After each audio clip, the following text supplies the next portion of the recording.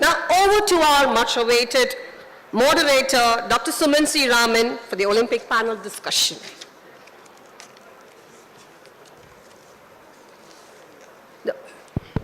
Check. Good afternoon to you all, and a very warm welcome to this panel discussion. We want you to also be active participants in the panel discussion. There will be a Q&A session at the end where we would like you to ask questions based on what you've heard or any other topics relevant to this particular panel discussion that we are having, right? So it's my pleasure and privilege to welcome the fellow panelists who are on stage here. Of course, you've heard about what they do and where they are. Of course, our chief guest, Mr. Sreejesh, Dr. Kishore, Dr. Samuel Pullinga, and Mr. Indranell Das, who's the sports editor of the New Indian Express. India has made very significant strides in sport. All of us know that. But in 2024, we actually got one medal less than we got in the previous Olympics. I'm sure all of you are aware of that. And that set us thinking as to why India, despite all that we've achieved in sports, particularly in the last 15, 20 years, has not been able to break a kind of a glass ceiling, as it were. There's a lot more money in sport.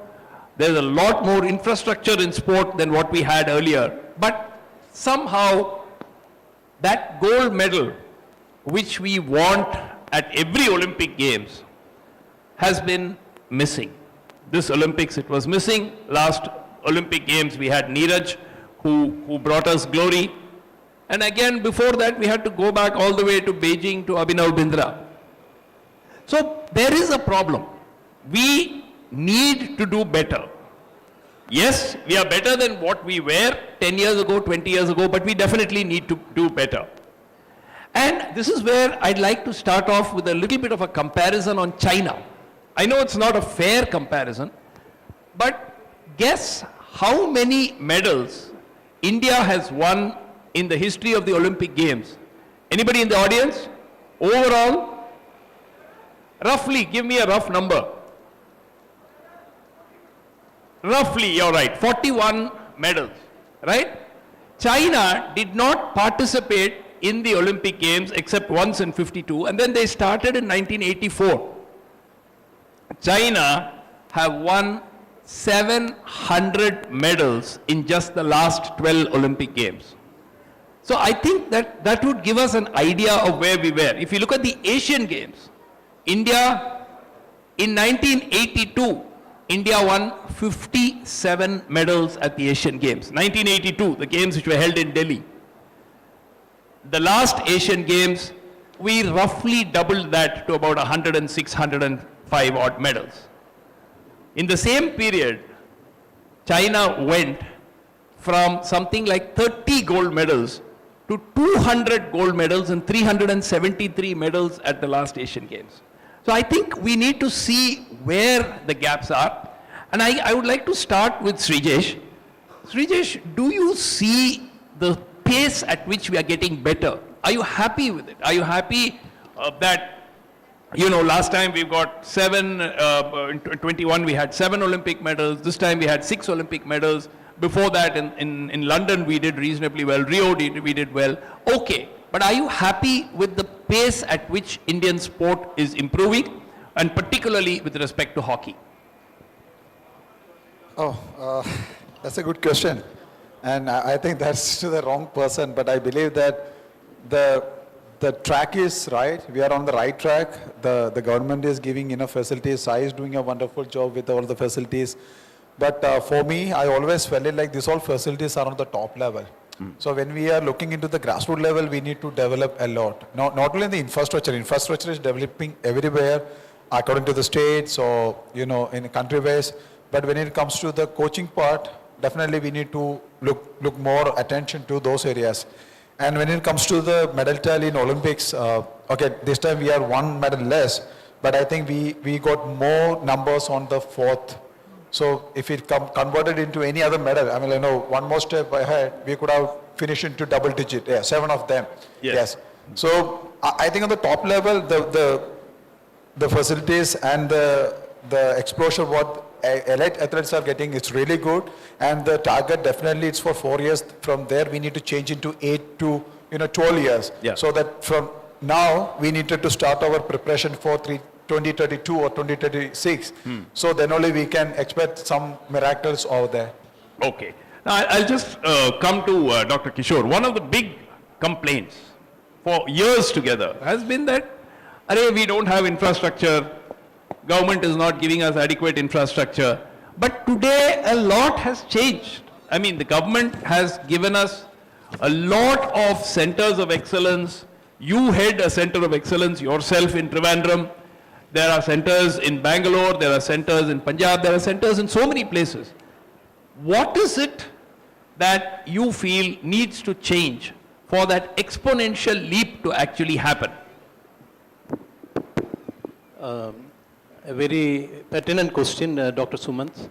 At the very outset, I would like to start with thanking the Hindustan group of institutions for initiating this dialogue, which is quite timely, and on a very pertinent subject, that is road to Brisbane and Australia, participating Mr. Sreejesh and all other luminaries from different countries. So this is something good, and I think the slogan given by this university has got a lot of similarities, like, to make every man a success and not a failure. So this can be attributed to this, our discussions also, to make every sportsman a success. Every sportsman will add sports to it and not a failure. And I think every sportsman never fails. So coming back to your question about what are the ailing factors, I think that's what you want, why we are not able to raise to the level of expectations, despite the fact that we are the largest population and largest youth population. I would like to, come back to what reiterate or what Mr. Sreejesh has told about the grassroots. You see that if you look into the present scenario of sports, we have got institutions like JSW to the elite sports person. We have national centers of excellence for different games. We have got 14 priority disciplines, out of which 7 are high priority and 7 are priority. There are 2 categories. Yeah. 130, we have athletes into these tops, and 170 in the next, around 300 of them are there. Yeah. But the factor here is that, who are the one who has to replace? If suppose Sreejesh has already declared that he is retiring from active, who is there to replace him? So that is the thing which I would like to address. We need to focus upon the grassroots first and foremost.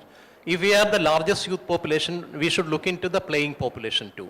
How much are that? Where are the elite centers, the centers of excellence, maybe the high performance centers, are able to draw out the best from the population who can replace the one who are at present there. And we have now, as you rightly mentioned, 6 medalists, and maybe another 6 who would have been. We could see a minor 4th place winners. There should have been at least, if luck favored, we would have had 12 out of them. But as you told, that is not what we expect. The level of expectations are much higher. If you want to do so, and you have mentioned about China, if you want to emulate China, what we should do is that we should do the same what they have done. We need to make it, as the Pro Vice Chancellor mentioned here, to make sports a way of life, or sports for all. And we should try to focus on grassroots. I have got a presentation with me, being an academician, to look into those factors, how we can, and I will maybe I'll do it at the end of this session, which will make it very clear how we should, what is the way ahead. Okay. Thank you. I think before I move on, I just want to share one very interesting news. Now, a couple of weeks ago, we had the MCC Murugappa Gold Cup hockey tournament here. And I was a commentator for that event with Mr. Bhaskaran. And a week before that, I went to 3 of the biggest sports shops in Chennai, on Valaja Road, you know the place. And I said I would like to buy 22 hockey sticks to donate to a school. Point he was making about grassroots. None of them had hockey sticks. They were not selling hockey sticks. So my question to you, Sreejesh, is, despite the fact India is doing a lot better now, why is it that, there is, and I asked him, why aren't you stocking it? He said, there's no demand. If somebody asks, we'll get it from Punjab and give it. What is the reason you see that happening? Sir, I think generally if you talk about sports, we don't have a sports culture in India, definitely. I never seen my mommy, papa, doing any activities, or my uncle is doing any activities. So everyone's first priorities goes to education, and simultaneously you will end up in a job. So that's the, prime mentality of mostly now South Indians, or especially in Kerala. And it's about sports, when you are looking into, especially hockey, it's a tough game, definitely. You know that it's an expensive game. You need to have a hockey stick. You need to, at least in a team, you need to have 11 hockey stick to play that game.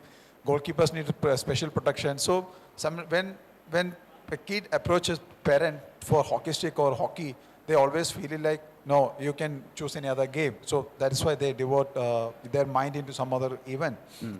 Because if you got a ball, you can play football. And if you got one bat and one ball, then definitely wherever, in a corner place also, you can play cricket. But when it comes to hockey, it's a totally different scenario, because the surface has to be flat. You need to have a ball. Everyone has to have a hockey stick. Injury-prone game. This is more physical contacting. So that's also a concern. But when you are getting into this is the way, this is what I mentioned when I said it's a grassroots level approach, because kids are like, they are fresh clays. We need to feed them. We need to give them options. Ask them to play hockey, ask them to play cricket, ask them to play football, and ask them to do athletics. Then they will find interest in one sport. And let them play that. That's the easiest way. But we never had that kind of mentality in our parents. So we just predict things like, okay, this kid is good enough for one sport, send him there, let him play that. So we need to change that. And about the equipments, I think maybe because of the popularity of the game, maybe the people doesn't buy it in a proper way. So the shopkeepers feel like, why do I want to waste my space? So that's why they are not getting. That could be the reason. Yes, definitely. Yes, sir. Dr. Pullingar, we could have got at least another 5-6 more medals. So many fourth places. And you deal with with sports medicine in a big way. You're a PhD in that. How much of this is physical and how much of it is mental? I want to base this question on comparing with another sport, chess. Every week or every 2 weeks, somebody from India is becoming a grandmaster. India won the chess Olympiad, men and women. We are the #1 country in the world in chess. Why is it that same approach does not translate to other sports? Yes, so again, with sports, of course, there's lots of different factors which are playing a role, right? So we're talking about factors related to the environment, coaches which are putting pressure, maybe the federation which puts pressure. There's lots of different things, lots of different factors which are playing a role. So of course, there's a holistic support which is required for all the athletes which are partaking when it comes to India at the Olympic level.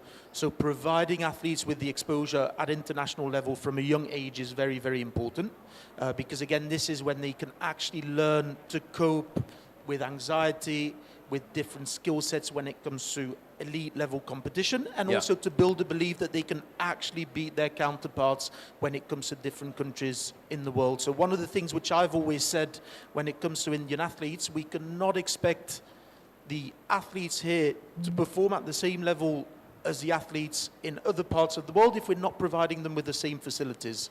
And these facilities have to have availability of a sports psychologist, to have a sport nutritionist available for them to assist them with nutrition, with feeding strategies, with hydration, to have someone who assists them when it comes to sleep. So this is one of the major things which I've seen where sleep often isn't taken as seriously as it should be when it comes to being able to perform at the highest level, and also to have coaches which are accredited and have their coaching badges which are of an elite level or an international level.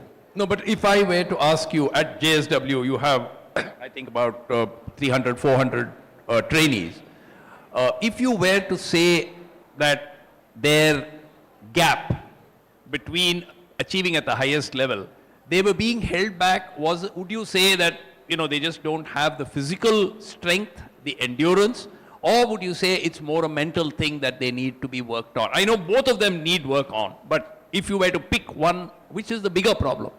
I would probably say that it's a mental thing. I don't think from a physical perspective there's any difference, because if you do the correct training, you've seen with the hockey team, they wouldn't finish third if they were not physically fit and able to compete with their counterparts. So I do think the mental aspect plays a major role.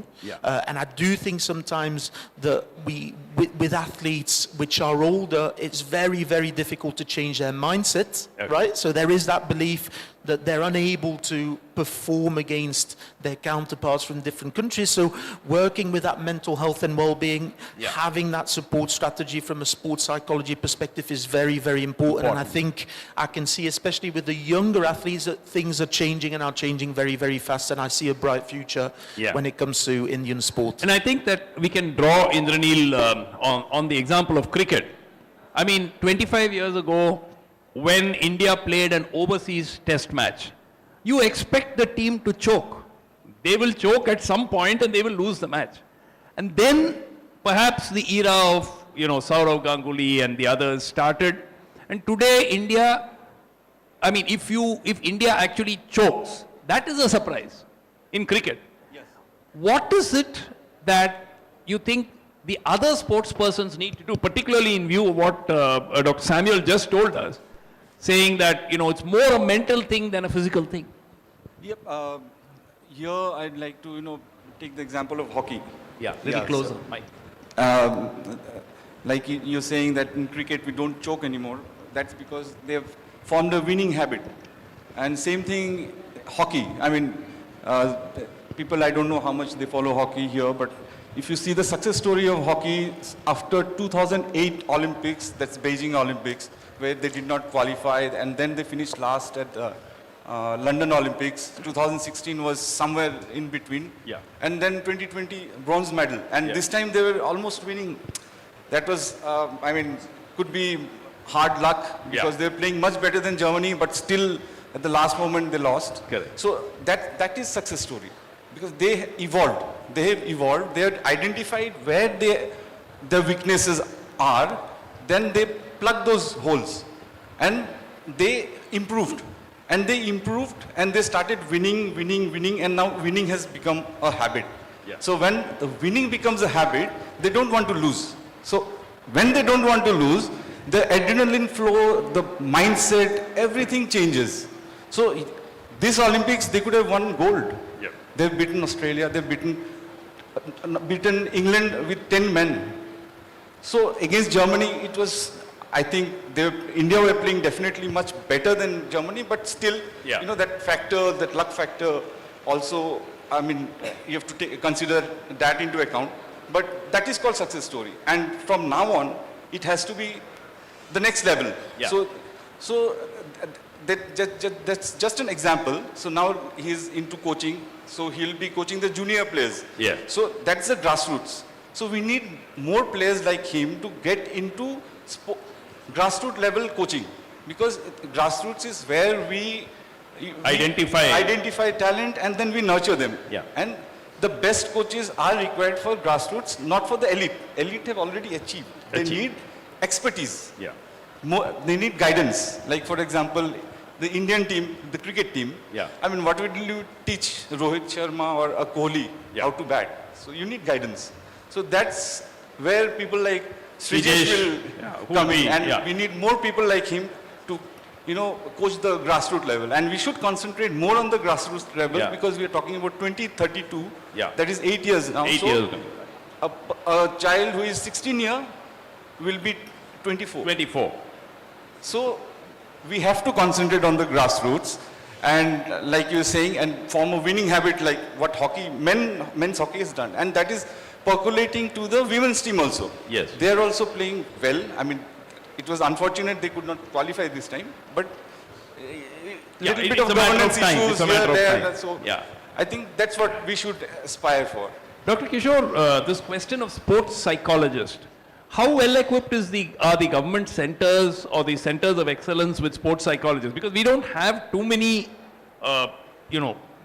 people in this country who actually take up sports psychology. It's probably in the last 15 years there may be a few people, but are all the government centers equipped with adequate sports psychologists? They are not.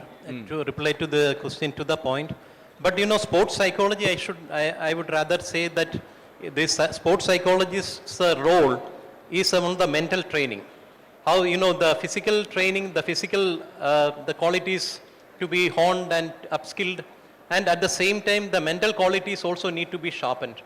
So this initially at the grassroots levels or even at the developmental level, this can be handled by the coach alone, because all the qualified coaches, all the qualified trainers are being given the basic inputs on sports psychology. In our institution also we give sports psychology is a subject where they have been taught.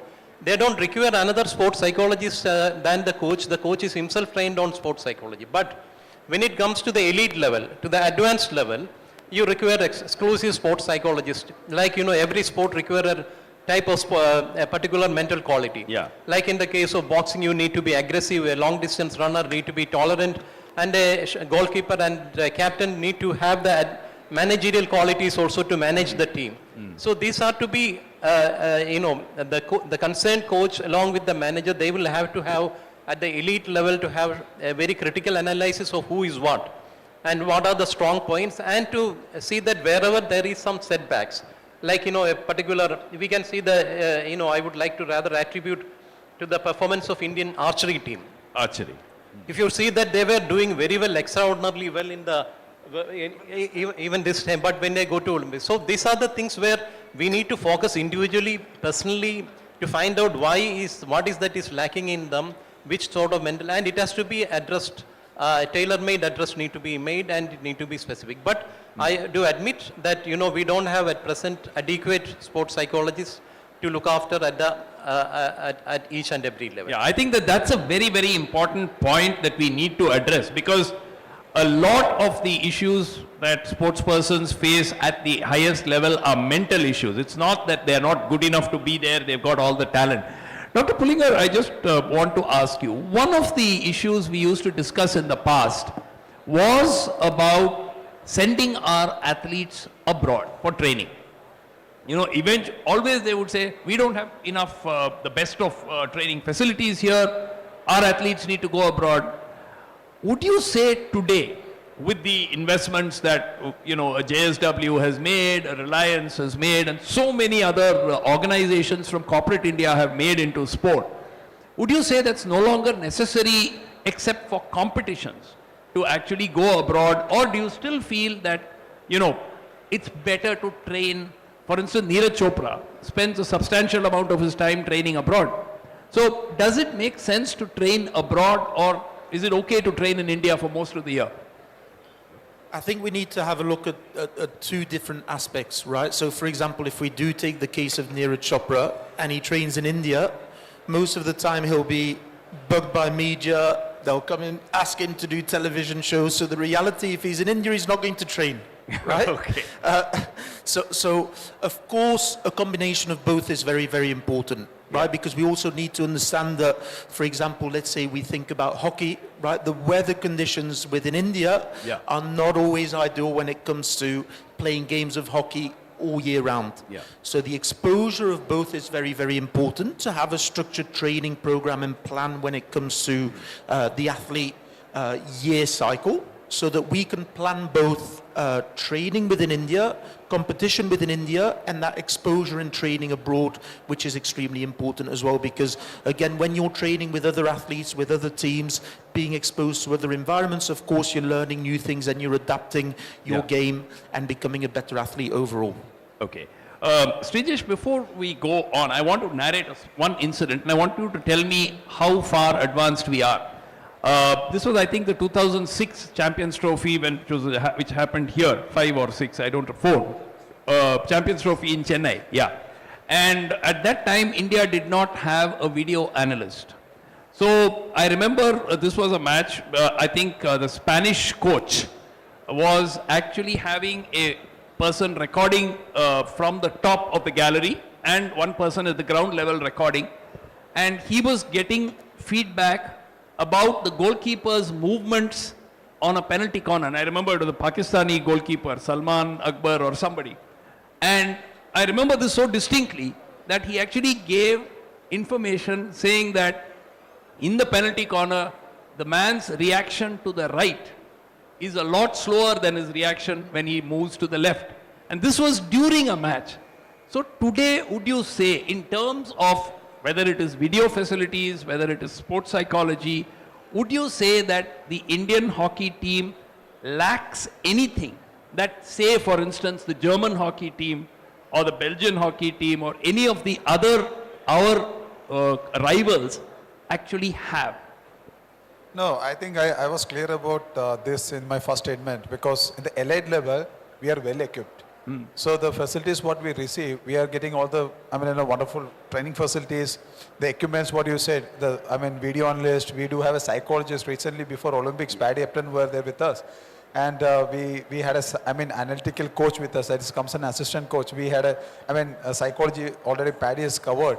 Yeah. Then we do have a physiotherapist with us, and we do have a video analyst who backed up by a company, which is Analytics company. analytic company. Yeah. So we are getting all these updates, and we are using the latest technology, latest software which help us to watch the match from anywhere.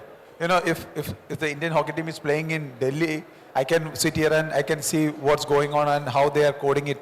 So the technology is going up, and we are up to date with that. And if you say GPS system, we are using the GPS system really well. And the physios are tracking. They are tracking the players, how hydrated they are, how recovered they are. And this all whoop and all, this all the matter of the advanced technology which help the physios or the trainer to understand how well these players are recovered from their previous session or previous match. Yeah. So these all things will help them to calculate how they need to prepare themselves to recover this player as fast as possible, so that they will be ready for the next tournament. But what I always felt is like these facilities we should introduce into the juniors or sub-junior levels. Okay. So that by that time these people are getting into the top level, they are going to be in a pro level. Because when you talk about psychology, can you imagine how pressure is going to be when you are gearing up for a semi-final in an Olympic Games? It's quite hard for you to imagine. It's easy for me because I was there. Yeah. I've been there. I've gone through this whole emotional and that pressure situations. So we need to share this to the youngsters. And we need to get the psychologists help to make sure that these guys are understanding it, they are applying it on themselves. So automatically by the time they reach in the senior level, they are mentally and physically prepared to take any challenge. But in terms of the actual facilities, the Indian team does not lack anything at the senior level. You're saying that the junior level, we need to bring all of this in. No. Now that's also changing. Now SAI got facilities like NCOE. So this under 21 Indian hockey team is settled in Bangalore. Yeah. And they are getting the same facilities what the senior team is getting. Okay. And definitely, yes, we do have restrictions for that. Some travel. So that's kind of facilities, okay, we're still lacking. But I believe that in the juniors, the national squad level. So, but from where we are getting the cream, that's from the states, from the national level tournaments, from the district level tournaments. Correct. So we need to develop them first, and then we need to try and get the cream for the under 21 or the senior team. So when I talk about the grassroots, it's about under 16 or under 18. It's not under 21, because under 21 is well taken care by SAI. They already should have sort of developed by then. Indranell, I draw the analogy from what Sreejesh said of the BCCI. The BCCI now says domestic cricket will have DRS, domestic cricket will have technology, domestic cricket matches will be recorded and will be streamed, all of that.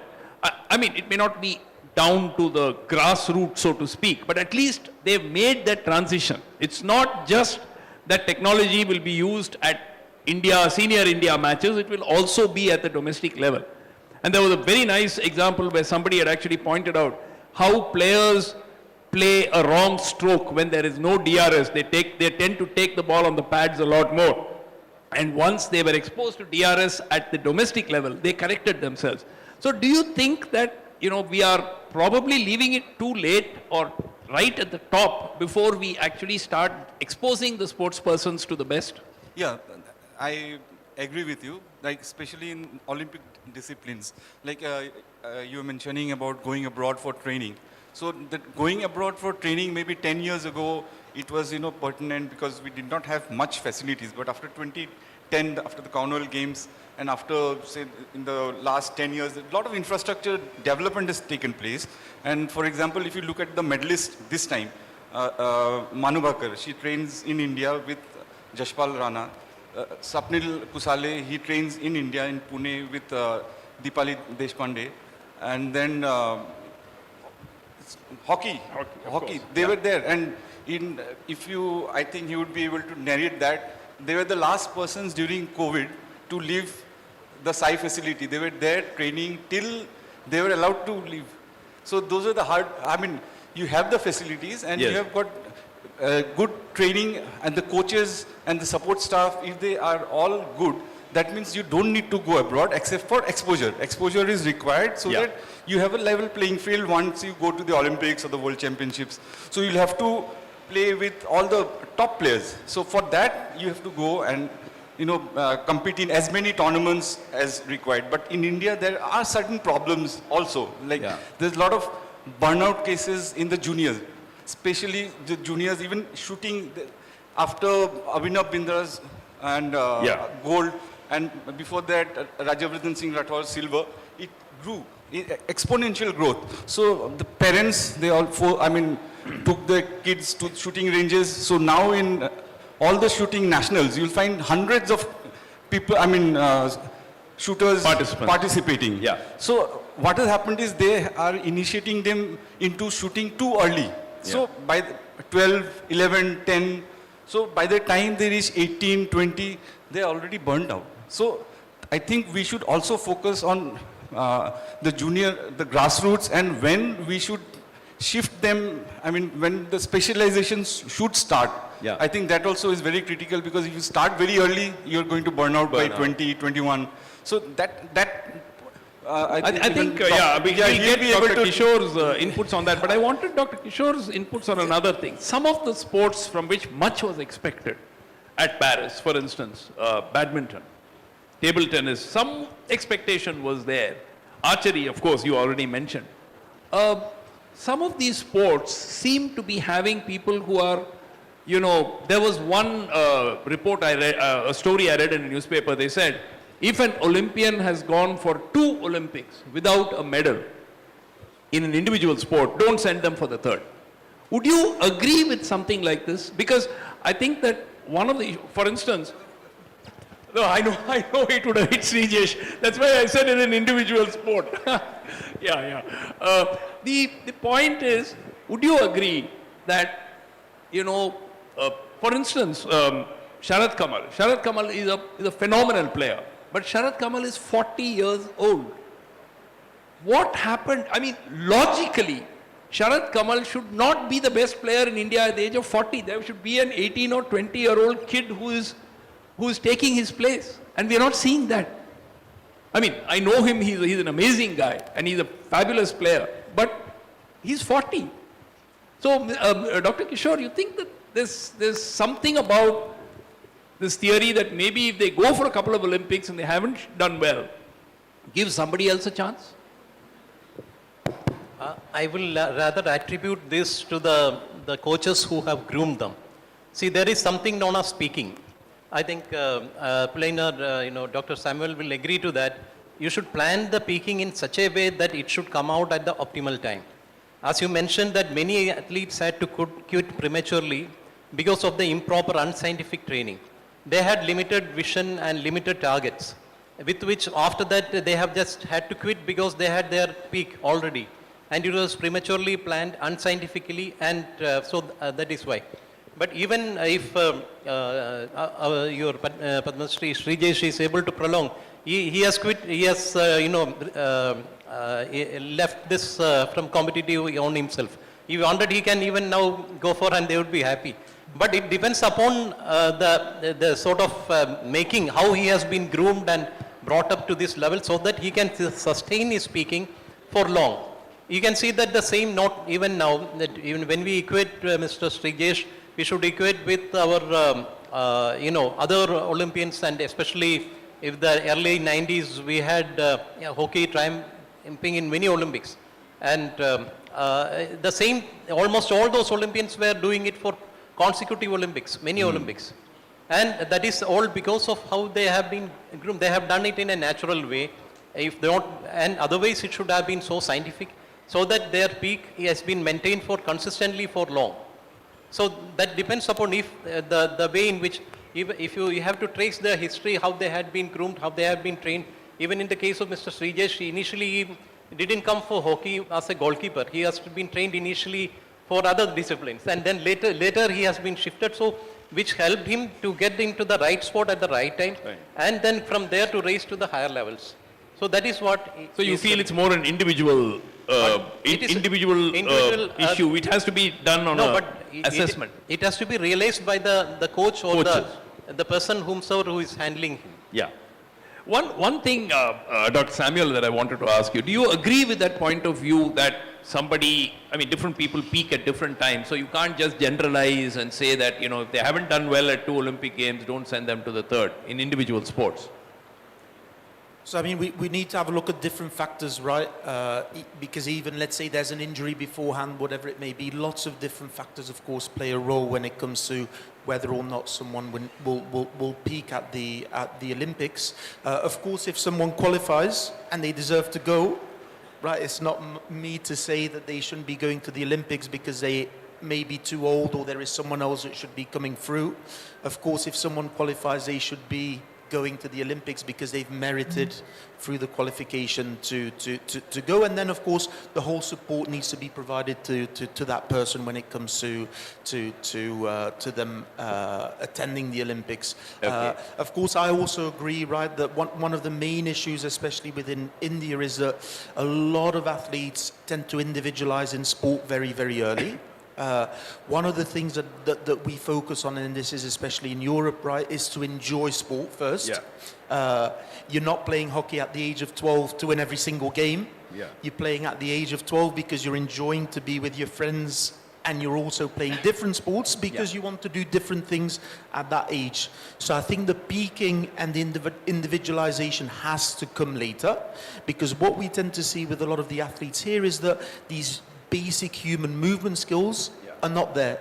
So if you ask, for example, some of the wrestlers that are within the institute where I'm working to kick a ball or to hold a hockey stick, they wouldn't know how to do it, right? But most kids in Europe are swimming, are playing football, are playing hockey, will do gymnastics, and all these different things help with different factors when it comes to decision making, hand-eye coordination, and ultimately injury prevention when they become older and become better athletes when it comes to these different sports that they're involved in. So you'll see, for example, a country like Holland, which is very small population of 15 million, is 5th or 6th in the medal rank, because they're providing these opportunities to the kids within the school curriculum, which is extremely important. Yeah, I think that's a wonderful point that he made about encouraging children to enjoy their sport. Here we have a problem because the parents push the kids into sport. If the kids, is showing some promise, then the pressure starts to mount from the parents on the child. Sreejesh, I'm going to ask you, we're going to move on to this very important question of coaches. Indian coaches or foreign coaches? Currently you have Craig Fulton, but I'm just wanting to know, what would be your suggestion? See, all the coaches got their own style, their own culture, their own qualities. So we can't directly say all the foreign coaches are great, or we can't say that all the Indian coaches are worse. But majority of the times we evaluate coaches according to the performance of the team. So I think when I had my first coach, the foreign coach, Jose Braza, he was from Spain. Yeah. I think he spent half of his career with the Indian hockey team. He spent on the basics. He taught us the basics. And the end of, in 2010, Yeah. we didn't qualify, we didn't win the Asian Games. Then a lot of issues, he changed. But the very next coach got all the benefit of his hard work. Yeah. Because the next coach came and he got talented players with all well-equipped basics. Who already had He been just trained. need to polish the team and he got it. Yeah. And after that, Harindra sir came into system. He worked hard to change again into some other system. Then suddenly there are changes. So, yes, I always believe that there is some positive side from the foreign coaches because when they comes into our system, they are bringing a lot of European experience, new studies, new technologies. They are introducing that to us, and that is somewhere benefiting all of us in some other ways. So, example, why he is here? Because we need some expertise, an experience. We are using him to develop our sports system through his experience, and we are using him for the youngsters, budding our youngsters. So that is how the foreign coaches support into the Indian system. But it's about to us how we are using them. Yeah. I want him to train my coaches. Yeah. I want him to train my coaches and my coaches should learn from him and use it to develop our players. I think somewhere that is lacking. Yeah. We need to develop that so that automatically our Indian coaches also will equally perform like a foreign coach. Yeah, I think that's a wonderful point for Dr. Kishore, and then I'll come to you, Indranell. Dr. Kishore, this question that, this has been raised for a very long time. There are coaches, they just come and they go. There is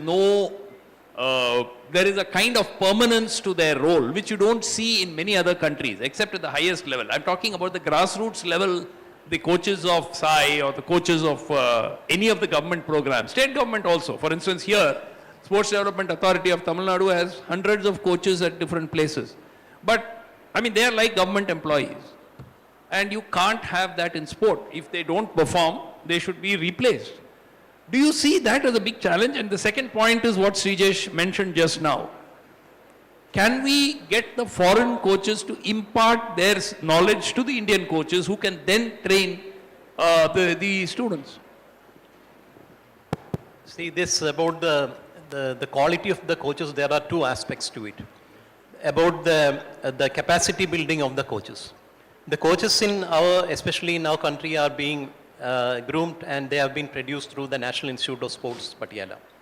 Of course, initially there were certain setbacks in the sort of the curriculum contents, their methodology which is followed, when there were requirement to be updated. Now, I think with a lot of exercise done by the Sports Authority of India in the recent past, the quality has been considerably improved in the National Institute of Sports, Patiala, its branches at Bangalore, Calcutta, and also the level-based coaching system from the federation system, that's also now prevalent. There also they are trying to upskill and see that whatever contents have to be studied is at par with the latest coaching methodologies, coaching sciences, sports sciences prevalent in the world. No, but sorry to interrupt you. What happens if a coach doesn't perform? Let us say he is evaluated, he is not performing. What happens to him? See, now the whole appointment of coaches is based on performance. There are no permanent coaches appointed in SAI as of now today. So if he is given contract for a particular period, if he say that if he is not performing, he is underperforming, his continuation becomes difficult. So it's purely performance based as far as we are concerned. I think many of the state governments also are doing it. Nonetheless, one thing we need to take care even otherwise, that is that we should see that the quality of the coaching methodology, the coaching sciences should be updated, especially in the institutions which are being groomed and produced. So that is being constantly done, and not only at the National Institute, but also in the other levels, in even in the case of supporting staff, in the sports sciences. We need to have premier institutions in academic institutions which should produce at par with the world's best coaches. So this question of having more coaches to be brought from abroad will not there. We may require like Dr. Samuel and other people at certain times who have got tremendous experience in handling the leagues, the international leagues where they have, in India and all, we don't have that much. So they have the exposure of having these teams playing with various top level teams. So their expertise when they brought we can have. But as regard to the basic fundamentals and the basic coaching skills, we can also do it at our level, and we are in that process. Okay. Indranell, you wanted to say something on this.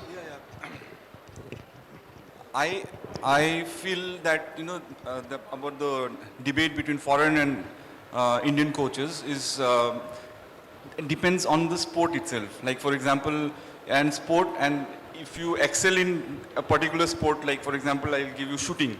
Shooting, right now, the personal coaches are helping Manuvakar and Swapnil or Sarab Jot. So these are the coaches who had achieved something. Like, if Sreejesh goes into coaching, he is a double Olympic medalist. Yes. So his expertise will be different. So earlier we did not have champions who used to train our athletes. So that time we needed foreign coaches. And again, it depends on the sport. It depends on sport also. Like, for example, we don't have good athletics coaches, so we get foreign coach. So earlier we used to have foreign coach in boxing. So where we try to, take help as much as we can. So, but in certain sport like hockey, the medalists from now, if they turn into coaches, they will have much more to give to the players. Yeah. So that way, the entire coaching system will evolve. Yeah. So once that system evolves and we start winning more medals and more players get into coaching, then we don't have to rely much on foreign coaches apart from, and it should be sports specific.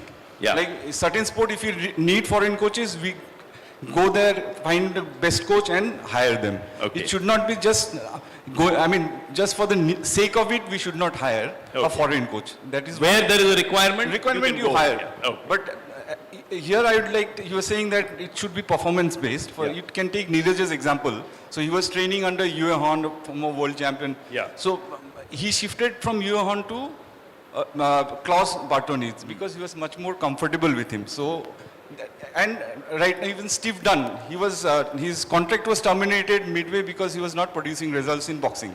So they are doing some kind of evaluation, but at the same time... No, my question on those coaches was more at the grassroots level. Yeah. There are people who come for years together and don't really produce results.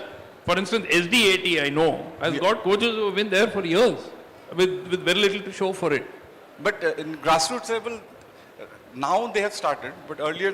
maybe it will take some more time. Some more time. Dr. Samuel, I want to ask you.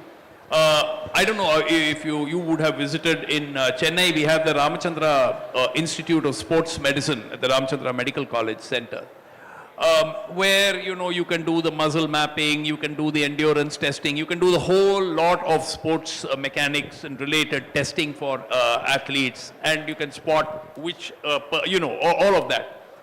Are there enough such centers in India? Because JSW, I'm sure you travel extensively across the country. Do you think there's a need to identify these kids in a scientific way? I mean, one is their interest in the sport, what they do well at. But for instance, if somebody's endurance is very poor and can be improved only up to a point, but his, his strength is pretty good, you may want to shift him to something else. Do you think that should be done at the grassroots, or maybe let them come up to a particular level and then you can do that? No, so I think it's important to gather basic information at the grassroots level. So what you'll tend to find, right, a person who's going to be good at the age of 18 genetically is automatically going to come at the top of the pile. Yeah. So even if you potentially miss him out, they will still rise to the top because genetically they're just special. Yeah. What you can do with testing is actually have a look at different parameters and assist the way that you train athletes. So if I give you a prime example, for example, with swimming, and this is some work which has previously been done with a good friend and colleague of mine, is where they're looking at growth and maturation, okay, to get an understanding of the readiness for the athlete to actually increase the intensity of training when it comes to the amount of kilometers they're swimming in the swimming pool, and whether or not they're ready to incorporate strength training without it becoming an injury hazard when it comes to that growth maturation level of the specific individual. So that just means that you're individualizing training for those kids and just being able to provide them with better training support when it comes to what you're doing, reducing injury risk, and it just being a better all-round system. So So testing is important. Again, with the younger ones, it doesn't need to go into the same detail, right, as with the senior But are there enough leads. centers in India which can handle this? Assuming you want to, broad base it? So I think there's a lot of centres which have the equipment and where testing can be done. What's very, very important is that we also need the practitioners who can interpret the results. Right, so this is very important when we go back to expertise and having students which are within the hall here to really become experts within their field, right? I've spoken, for example, to many physiotherapists, and one of the things that I hear is, I also know biomechanics, and I also know nutrition, and I also know psychology. Okay. I'm a physiologist by trade, and I'm still not a perfect physiologist because every day I'm learning and understanding and adapting to new things which are occurring. So really people need to go into areas of expertise and be able to provide that level of support to these athletes to get an understanding of what these small differences make rather than being an expert within everything. Everything, yeah. Okay. Dr. Kishore, the question is to you. There are certain, as you said, high priority sports, but there are some sports which have sort of dropped off completely. For instance, swimming. If you look at the United States, they sort of pick up a bag full of medals in the pool. And India traditionally has been nowhere as far as swimming is concerned. And another sport, I don't know what has gone wrong, but if you take tennis, I mean, after Leander Paes, Mahesh Bhupati and Sania Mirza, of course, Rohan Bopanna is carrying the flag, but he's also, he's in his 40s. So there are some sports which we did well, and then we're sort of falling off. And some sports where we've never traditionally done well. So would high priority sports traditionally be those where our chances of winning medals are high, or are they high priority sports because over a longer term? So for instance, would a high priority sport be where 2028 a medal is possible, or 2026 Asian Games a medal is possible? Or would it be a sport where maybe 10 years down the line, we could make that big leap? What is a high priority sport? See, high priority sports, depends upon the sort of the sports which suits a particular person or a particular, whomsoever is participating. If you can just, what of the question of yours can be attributed in accordance to our performance in the Olympics. You have mentioned that 41 medals we have got all throughout till date. And if you trace the Olympic gold medals, out of the total medals, the majority of it has been brought 8 gold medals, or 9, I think, from hockey alone. And because the Indians, the most of them, they were having access to the play field, and they were playing consecutively, and their body build, and that suited that particular, which combines with the speed, agility and endurance. And this sort of combination was, something which we could easily tap and through which we can excel, and we could get these 8 gold medals, 9 gold medals, 9 gold medals through the hockey alone.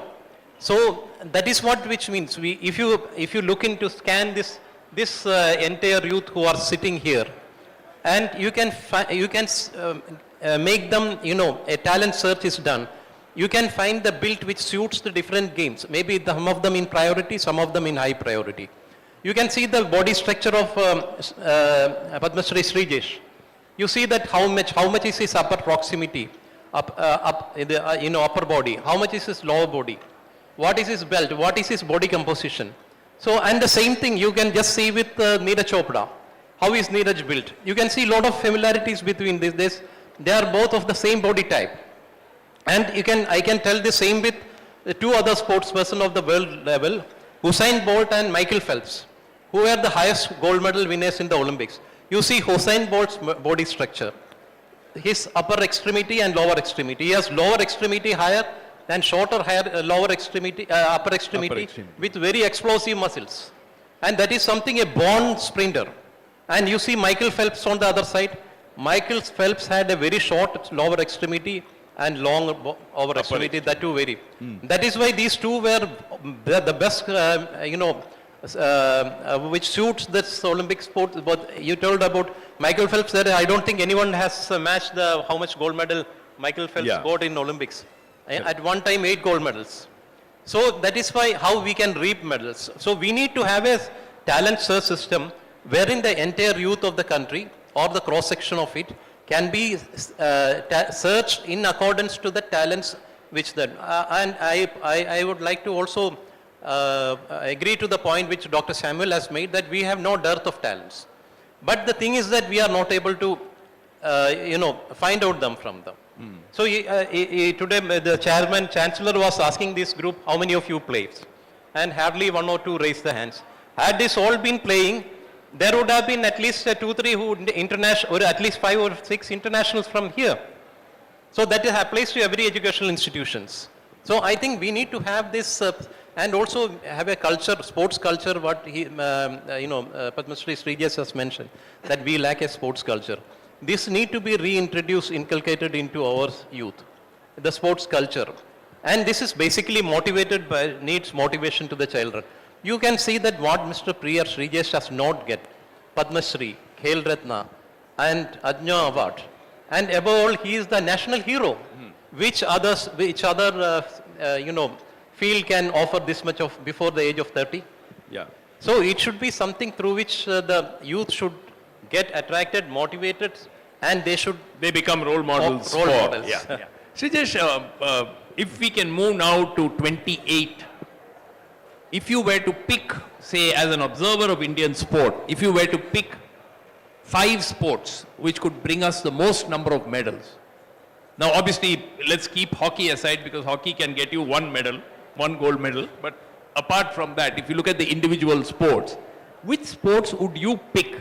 And then I'll take that question around to all the panelists. See, definitely shooting, which we got it now. And second is badminton. We got talents. And somewhere I felt it like not really competitive sport, but in the boxing, in the lower category, we can get wrestling, we can get medals.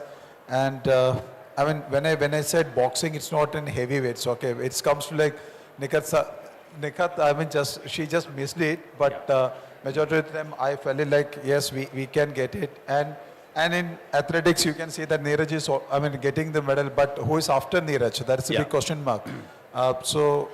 That's one area where I feel like, okay, Neeraj will going to get another medal in LA. I wish I want. And the next one, which I feel like is table tennis and optional, because majority of the time, when you are in a physically challenging sport like hockey, in India you always feel like I play against a player who is 4 feet, 5 feet, and when you are going to face the Europeans, they are like 6 feet, 6.5 feet. Yeah. So the psychological impact what they are making and the advantage for them physically what they are getting, it's a big difference.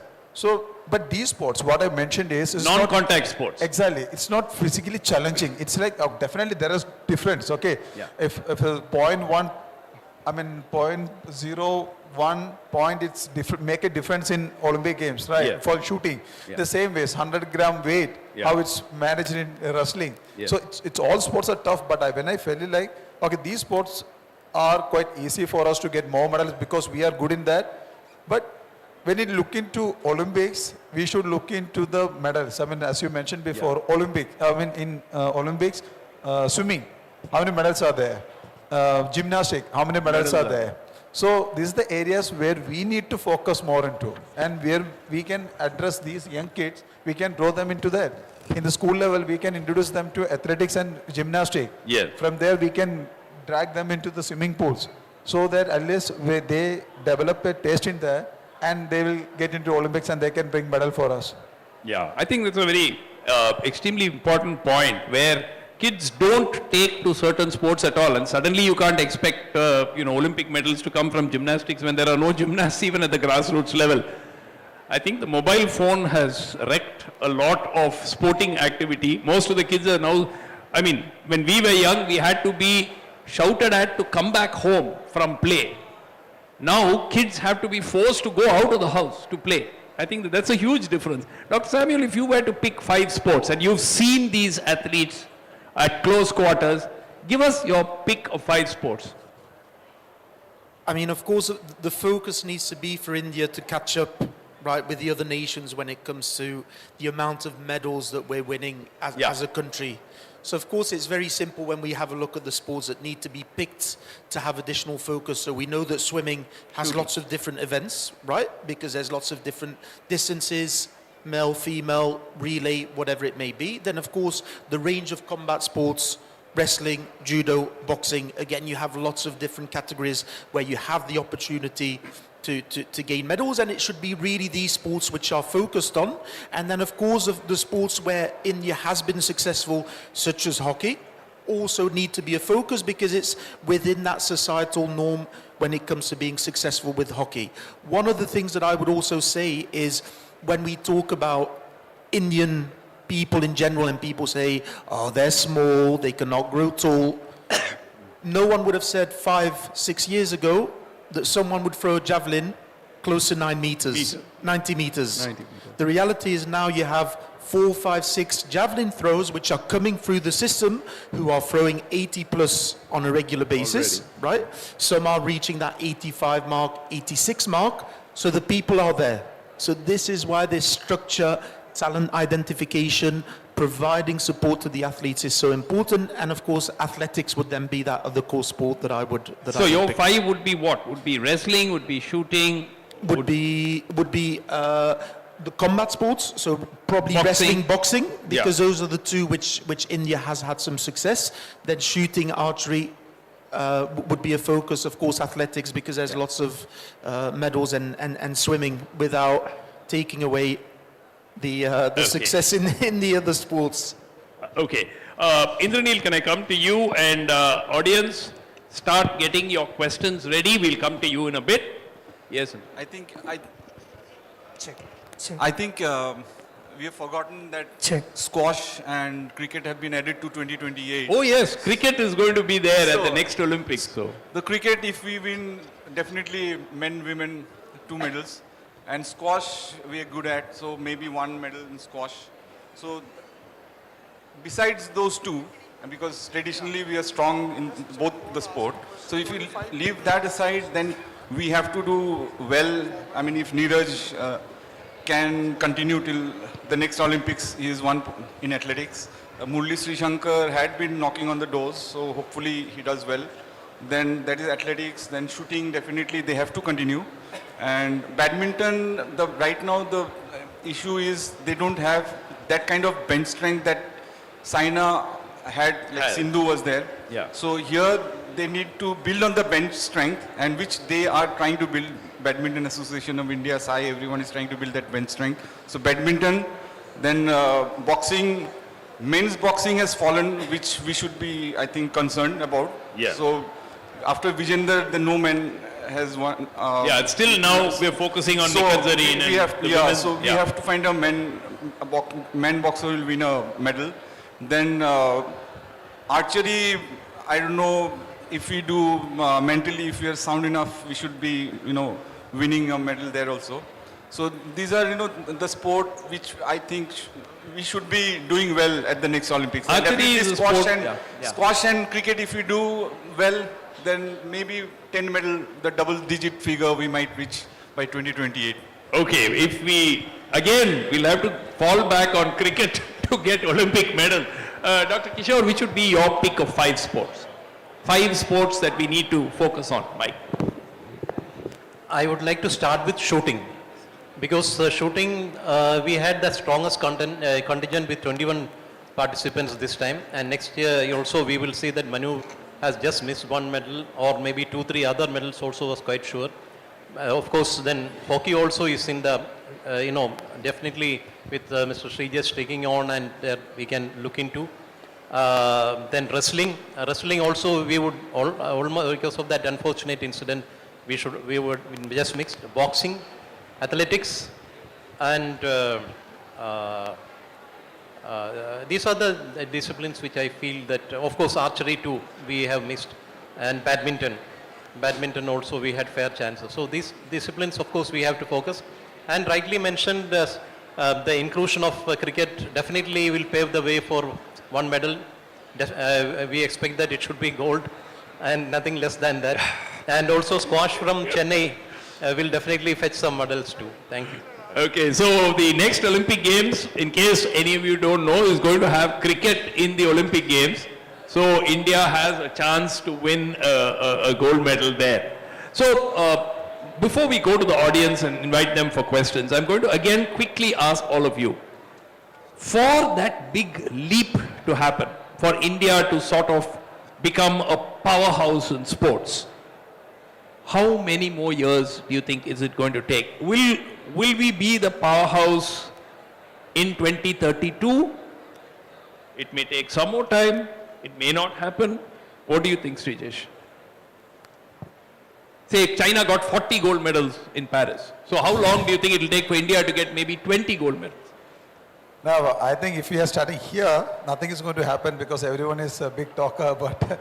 But if you start on the grassroots level now, in a realistic way, another 25 years or 20 years, that's a realistic time because, I mean, minimum you need to spend 12 years on the top level to win an Olympics medal for sure. Because you just consider this, when you win a contingent, Indian contingent going for an Olympics, how many medals you are expecting?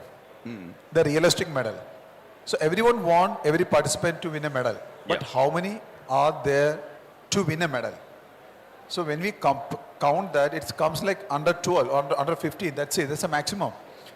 So when you are talking about the powerhouse, that comes like more than 20, 30, 40, 50, then imagine. So we need to address all those areas as everyone mentioned here, swimming, gymnastics, those are the areas where we can get more medals. We need to put more effort there. We need to find out the talents from the grassroots level, give exposure to them, bring into the highlight, give them exposure at the top level, send them to Olympics, then only we will win. One more question that I wanted to ask you before, and I want to ask all of you.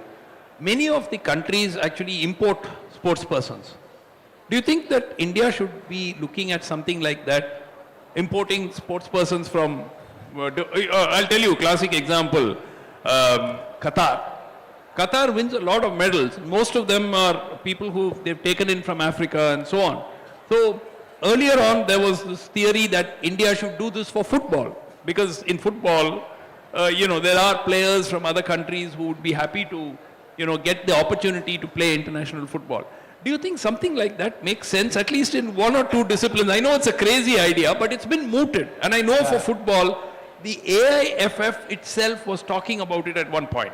No, I think the amount of money what we are planning to spend on, getting players from abroad to here, spend it on the grassroots level. Develop our facilities, bring more expertise and train our coaches. That's the best way. So we Indians do have a tendency to go for the shortcuts. Yeah. How can I get a gold medal? Okay, bring two from America, get medal, then go back. Yeah. That's not the way. Okay. So we need to create a pathway for the youngsters, those who want to start sports in a serious way. So they should know that this is the pathway to become an Olympics medalist. Show them, they will work, and we will get medals. So I believe 18 to 24 years, it's a good time where we can reach into that. So at least 4 Olympics away. For sure. To reach on the top. On the top. Yes. Okay, Dr. Samuel, your timeline. Yes, mine would be 4 to 5 Olympic cycles, as long as the structure is not swapped and changed. We can say every time something doesn't work according to plan, because patience is very, very important. Also, going back on that question, Qatar only has 300,000 people who are Qatari, right? Yeah. There's bigger villages in India. So again, there's no need for that, we can say, bringing in foreign nationals to play for the national team. We need to first provide the correct facilities, structure, grassroots level for the Indians to excel when it comes to their respective sports. The reason I ask that is, you take the French football team. Yes. They're in the top 3 teams in the world. And half the team is made up of French descent people of French descent, but they are actually from Africa. They may be from Ivory Coast, or they may be from Senegal, or they may be some places like that. So I'm just trying to see if that makes sense in the Indian context. Of course, if they're born here or they're Indian descendants living abroad, then I see no issue, right? Yeah, there are a lot of them. There are NRIs who stay in, who are doing well in the US, and you see that in cricket, Indranell. When we come to Indranell, I'll ask them. Yeah, but you feel it will take 4 Olympic cycles? Yes, 4 to 5, I would say. So 2032 is unlikely to be the big leap. It may be an improvement on where we are, but it's probably going to be closer to 2040. Correct, until there's focus on the high medal haul sports. Yeah. Because again, this is where you're going to get the 20 Let's say mark. top 10, top 7, 8. Yeah. 4 to 5. Okay, 45. No, Okay. 4 to 5. Oh, 4 to 5 Olympic cycles. That's 2040. Yes, Dr. Kishore. I will also say, I will go back to your question that you were asking that when will we be able to become a sporting superpower, and also you were equating with China with 40 medals, gold medals. So, I would like to say that we should adopt the system which they have done. If you look back to what China also was not doing very good during the late 60s and early 70s. Yeah. What they did was that they have stopped the entire participating in Olympics, all international competitions, and broad-based sports by making it a part of the curriculum. In all the schools, it was compulsory. Yeah. Every child has to take part in schools, and they have to participate, and it was, they were groomed for another 20, 25 years, then they started, getting back to us world superpower. So I would like to say that we need to also, as the largest youth population, adopt the same strategy, and the child should aspire to become a sports person. Here what we have done is we have a category known as sports persons who is being segregated from the normal student. You say that in a school there are 3,000 children, there are 30 of them are sports person, others are not. That is not the way. We should make that, and if there is a school, there are 3,000 children, all the 3,000 should be student as well as sports person too. If you do that then we have 1.5 crores of schools in the country and 33 crore children. Yeah. And the best time to hit them is the formative years 8, 9 and 10. 10. So this 8, 9 and 10 are golden years of learning. We should try to find out the talents in them, in the sports talents in them during this year, pick them to the right sports, have an active start, groom them scientifically. We will definitely emerge after. Unfortunately, the new education policy does not make sport compulsory. That's the sad, that perhaps could have been done. Once you make sport compulsory, then every child will have to choose a sport of his choice, but will have to, making sports compulsory, I have a way out. See, if, it should become a part of curriculum. In sports, it has become so scientific. This science and technology has percolated down to sports, that each science has got a branch percolating towards sports.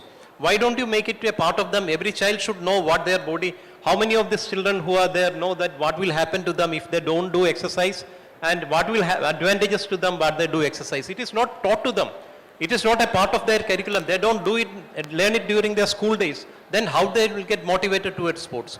So it should become a part of curriculum, sports science, and it should have carry weightage through the academic evaluation system, and then they will come to that. Like one get into IITs or maybe VITs into medical colleges, they will find out themselves that which sport will suit them. They will come, I am good in hockey, I want to become like Mr. Sreejesh or Mr. Dhyanchand. Yeah. And they will come to that. I want to become Neeraj Chopra. 10 of them will come as good throwers. Yeah. So we need to make a system in lines. So then only we can aspire to make a leap. How and many become a more sports. Olympic cycles before I got a presentation for 2045. 2045. Okay. Indranell. Yes, I think first of all we should take into account that just predicting in 4 Olympic cycles we are going to achieve top 10 at the Olympics is not, predicting is different, but I think we have to start drawing out policies, which will help athletes to grow, which will help to inculcate a sporting culture in our society where young children take up sport. So once we start doing that, then only we will be able to add to our medal tally. Otherwise, it will be just like what happened after London. After Yeah. seven medals, we are down to 2, and then 6, 2, 7, and 6 again. And so it will exactly. be around this much. So I think it even if we talk about 4 Olympic cycles, we will have to inculcate certain policies, and we should introduce certain policies, inculcate sports culture within our system, and then only we can aspire to do well. And you don't agree with importing sports person? No, not at all. Not at all. Not at all. Okay, I think we will throw open the floor to questions from the audience. We've had a fascinating discussion because I think the points which came through, one, everybody knew you need a strong grassroots sports system in place, otherwise things don't just magically happen. We need a mix of Indian and foreign coaches because all foreign coaches are not necessarily better than Indian coaches. Third, there is adequate infrastructure to train most of our sports persons in India, at least at the middle and top levels. Fourth, scientific methods of training are being made available. 5, not enough children are playing sport. And I think that if at all there is one huge takeaway, it's that unless more people play sport, you do not have an opportunity to develop more champions. 6, we've got what our panel members picked as the probable sports, some of the sports featured in all the lists: shooting, where there's a lot of potential, wrestling, boxing, they were in all the lists, badminton was in some of the lists, and of course hockey is taken as a given. So we've got these sports where the potential exists, and importantly, finally, to make that big leap is going to take not Los Angeles, not Brisbane, probably 2 more Olympics. Probably we're looking at 2040, assuming, and that's with a lot of caveats and if, in that if the system continues at the pace at which things have been happening, by 2040 we could look forward to a big leap. But until then, we need to be modest in our expectations, but still put in the effort, because as Sreejesh said so nicely, the work of the first coach that he played under resulted in benefits not when that coach was in charge, but when his successor actually took over, because it was a long-term plan. So we'll throw open the floor for questions. Are there mics to take around, please? There are mics? Please put up your hand and ask a question, please. Yes, please. Good morning. My name is Manav and I'm from... Little loudly, please. Good morning. My name is Manav and I'm from Hindustan International School, Padur. I would like to ask this question to Mr. Sreejesh. What advice would you give to young athletes aspiring to compete at your level? It's quite easy, brother. One thing, you should have a dream. You should know where you're traveling, where do you want to reach. Second, work hard. There's nothing else. Work hard means, the quantity of the training. It's about the quality. If you do the right thing in the right amount of the time, you'll get the result. People always say that I work 10 hours. But when I ask them what you work, they say, oh, I don't know. No, it's not about the quantity, it's about the quality. You should have a dream, work hard. That's the best way. Thank you. Okay, who's next? Hello sir, good morning. My first question is I'm going to ask Mr. Sreejesh sir. Sir, you already discussed about foreign coaches and Indian coaches. Can we see you in Indian sideline bringing glory to us? You can see me tomorrow. I'm joining the team tomorrow. In the junior team. So tomorrow I'm joining the junior team as the chief coach. And I will be there with the junior team till 2025 Junior World Cup. Then after that, if they allow me to continue, then I'm there. Otherwise, I'm going home. But I'm joining the team tomorrow. Thank you, sir. We would love to see that. My second question is I'm asking to Kishore sir. Sir, I'm just asking this about curiosity. We already discussed about clearly how India is not participating in many games, many events. While I am watching Olympic 2024 as I'm a fan, in many days, India didn't even participate in many games. We have totally 32 games in Olympics, but we have only participated in 16. I'm expecting to see us in figure skating, synchronized swimming. When we are going to that level, I think, I'm just asking about curiosity. We have so many events. In maybe 20 years, 25 years, we can compete in all games, or we have the facility and infrastructure to host Olympic alone. what is the future plans we are going to do for that? See, I think this is what we have concluded today in our discussions, that how, which day we can see that India coming up in various disciplines, in various sports disciplines with lot of medals. So this can happen only when people like you starts playing and taking up various sports. So, with that, everyone, every individual, every youth has got one or the other quality, one talent inborn in you, what you have in mind, like you might be doing well in a particular field of study. Likewise, you have a talent inborn in you in a particular sport. You need to explore and find out that which sports you are suited for. Your body build, your makeup will suit a particular sport. Once the day on which every Indian start playing at the right age, from the very grassroots, from the formative years, they can develop their skills, they can get into the various sports, ideally suiting them according to their talents, and they can excel. There is enough of schemes and programs as of now in Government of India. We have Target Olympic Podium scheme, we have Khelo India schemes, we have Kirti assessment programs. We have started a lot of schemes and programs meant for you people. But our concern is that it is not being ideally utilized or making best use of. The day on which everyone starts playing, the day on which you realize your potential talent and started grooming it from the right age, definitely you can reach to the pinnacles, and the standard of India will come up. You can see that the former stars, the sports stars, you would have seen the film like Dangal or how this a sports person's journey. So it is something to be emulated by each and every youth. So I am sure that in the times to come, with such sort of discussions and people like you asking questions and becoming inquisitive, the day is not far, we will also come up into the top of the world sports scenario. Sir, I have another one question. I'm completing with my session with this question. Like Sreejesh has spoke about, we didn't have a sporting culture in India. We only have IPL. That's the major sporting league that's happening in India. We started a hockey league, I think, few months back, but it's cancelled and it's restarting now, I think. We don't have the revenue generation through that sports also. In ISL also, it's not that much revenue creating. What is Indian government is trying to, your Indian Olympic Committee is trying to create sporting culture in a kind of various leagues, franchise leagues for another sports, pulling audience into stadiums to watch match. By creating revenue also, it gives confidence for players also, by financial supports also.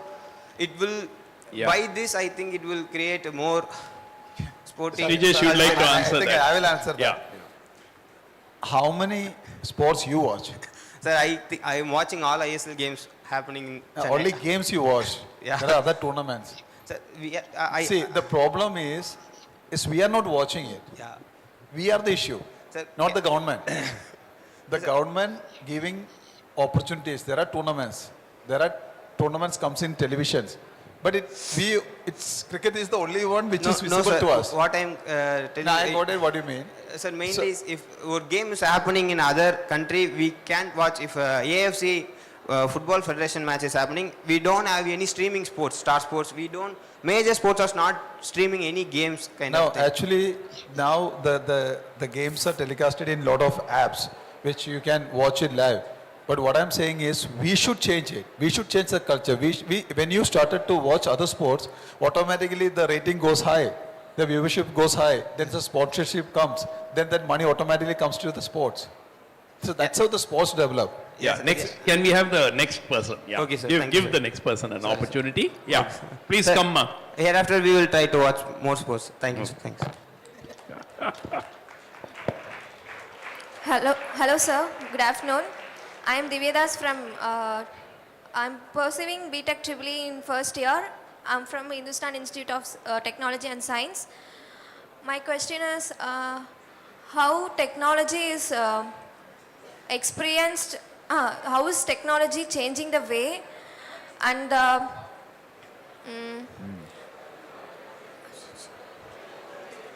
Okay, I think Dr. Samuel, you'd like to just give an overview very quickly. We've got it, ma. Yeah, you finish it. how is technology changing the way and Olympic and the Olympic experienced by the audience and athletes, sir. Okay.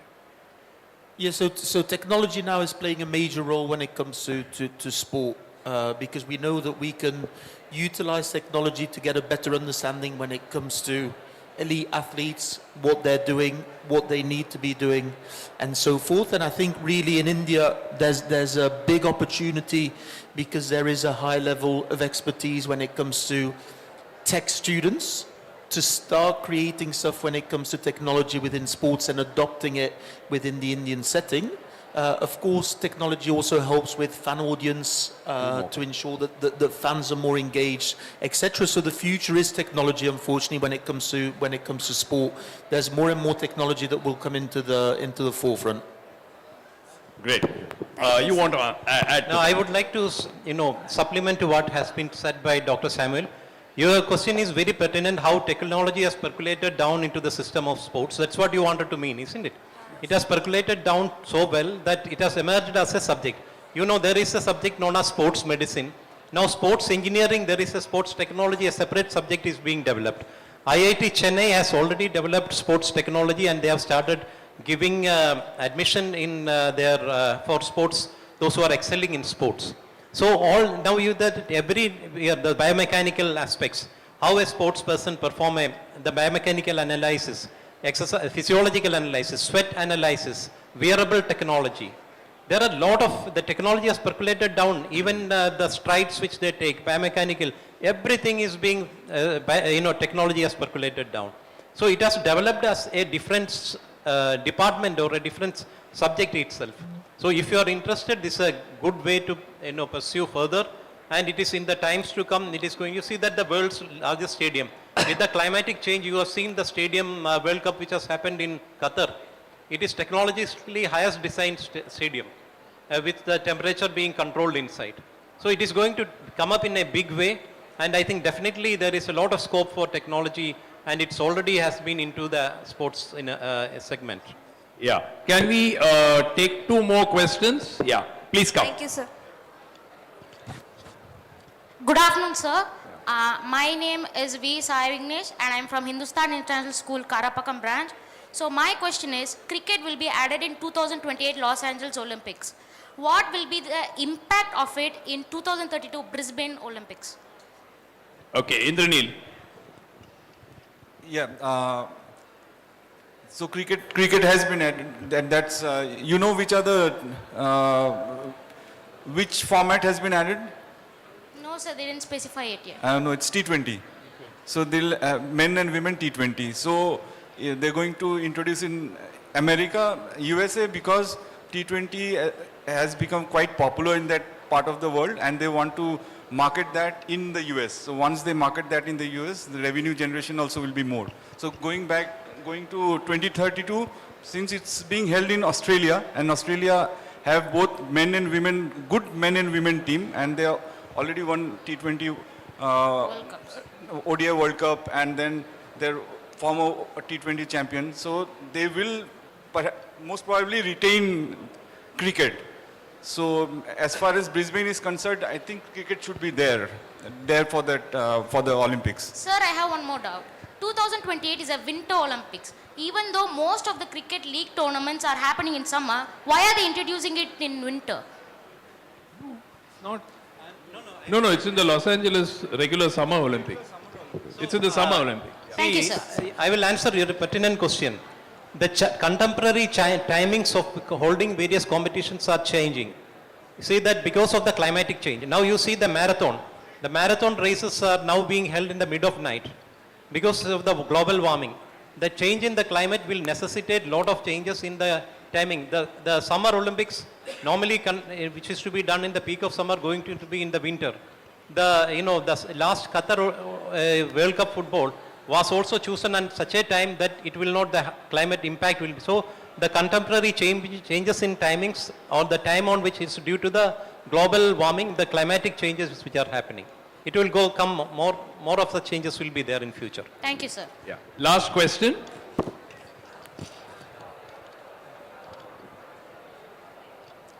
Good afternoon, sir. I am Kimo Rongpar from Hindustan College of Art and Science, and I want to ask a few questions, sir. The first of the question being, till 1986, the Indian hockey team has been winning gold medals. But in recent times, the highest it can ever go was silver medal, with the recent one being the bronze medal. Is there a particular reason for that? Sreejesh, 1980 was our last gold medal. So before, till 80s, we used to play hockey on the grass ground. Then what happened, the technology changed, they introduced AstroTurf, and now the international hockeys are happening on the AstroTurf. So AstroTurf means it's like a plastic grass, right? So the skills, the technologies, the strength, what you require to play on the AstroTurf is totally different than the grass ground. So the downfall of hockey in India started after they introduced the AstroTurf. So that's the reason. Okay, sir. The next question being, we have an Indian volleyball team, sir. So why isn't the Indian volleyball team participating in the Olympics? You have to qualify to participate in the Olympics, but Indian volleyball team didn't qualify. What is the priority as far as volleyball is concerned in the government scheme of things, sir?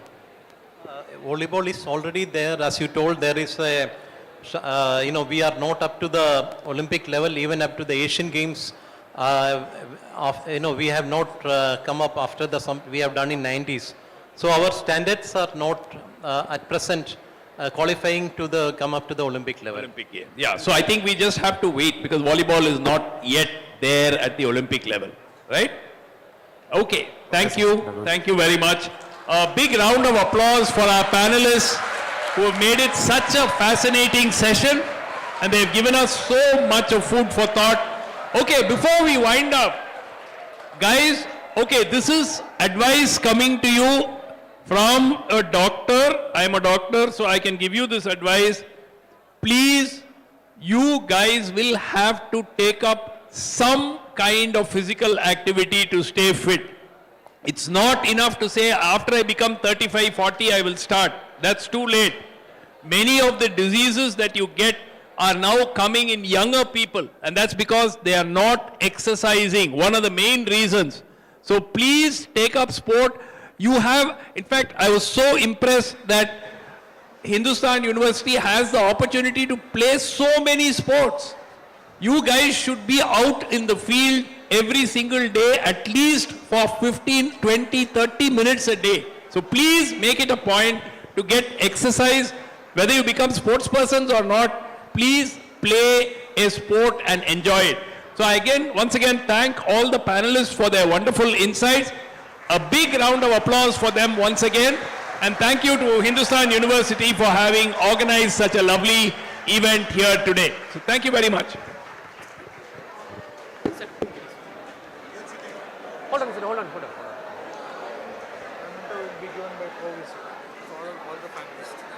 Vote of thanks, Dr.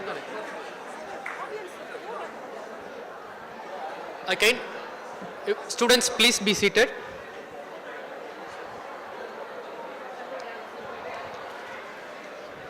Audience, please take your seat. Please take your seat. We have come to the fag end of the panel discussion. Please take your seat.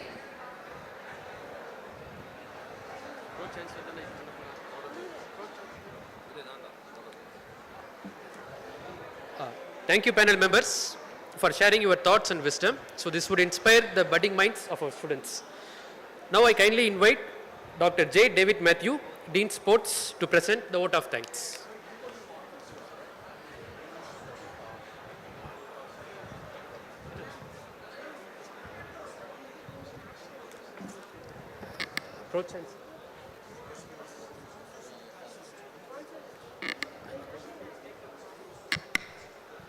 I kindly request our Pro Chancellor to deliver the mementos to the panel members.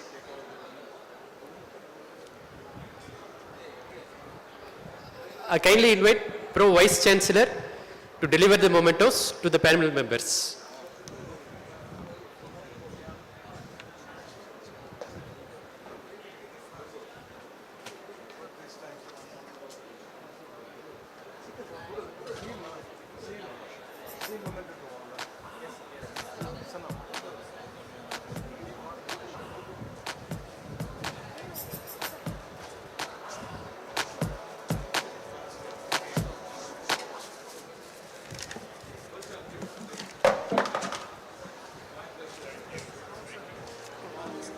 Yeah.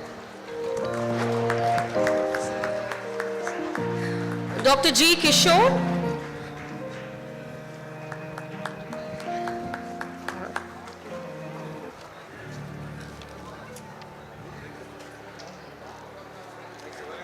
Yeah, Dr. Samuel Pullinger. And to Mr. Indranell Das.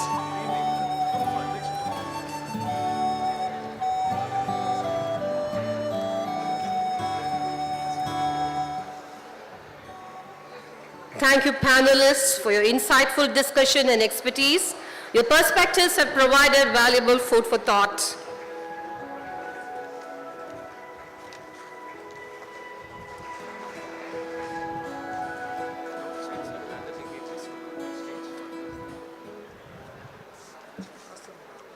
May I request the dignitaries to come on the dais for a photograph.